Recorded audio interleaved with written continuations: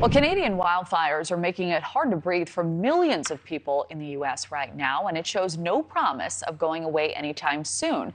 So what does it mean for those of us who have to be outside? Joining us now is Dr. Renee Matthews. She's an asthma and allergy expert.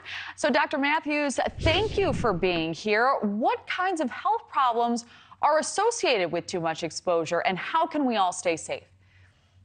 So respiratory problems, which is the most obvious, obviously, but heart problems, people don't realize those particles can get in the bloodstream and cause inflammation, causing increased risk of heart attacks, strokes, and other cardiovascular issues, especially in individuals with pre-existing heart conditions.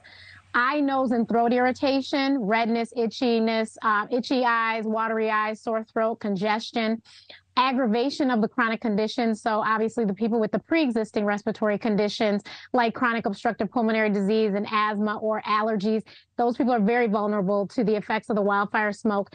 Mental health impact, most people don't think about that. Mental health impact because of displacement, loss of homes, concerns about safety and air quality can contribute to feelings of distress, post-traumatic stress disorder, and depression. And some people don't realize the vulnerable populations are not only the ones that I've mentioned, but also children, older adults, and pregnant women. These and immunocompromised people. So these people need to definitely be careful. So would you recommend wearing a mask for folks who have to be outside? What would you tell them? Definitely, you need to get back in the N95 or KN95 mask if you must be outside.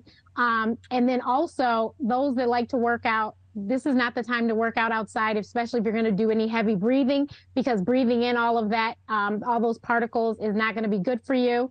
And hopefully you can stay inside. And if you can stay inside, please make sure you turn on your air conditioner, and it has a HEPA filter that is a high efficiency particle air filter, so that it'll get rid of some of those particles that may possibly be in the air. And if you're in your car, same thing, turn the air conditioner on, but make certain you have that recirculation mode on. A lot of people don't pay attention to that, but I know a lot of people have been hearing that. It's the one with the little circle like arrow on it. Mm-hmm. It's really important that you turn that on.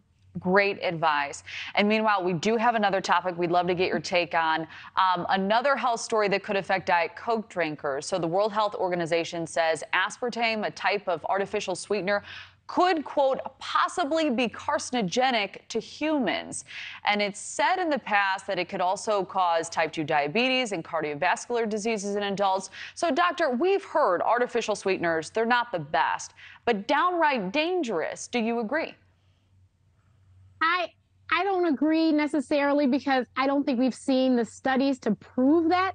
So, I think if the FDA is coming out with this is very interesting information, but I don't quite agree. But I also want to say, besides diet sodas, aspartame is found in breakfast cereals, chewing gum, yogurt, tabletop sweeteners, flavored water. So it's in sugar-free desserts and candy. So please pay attention if you do.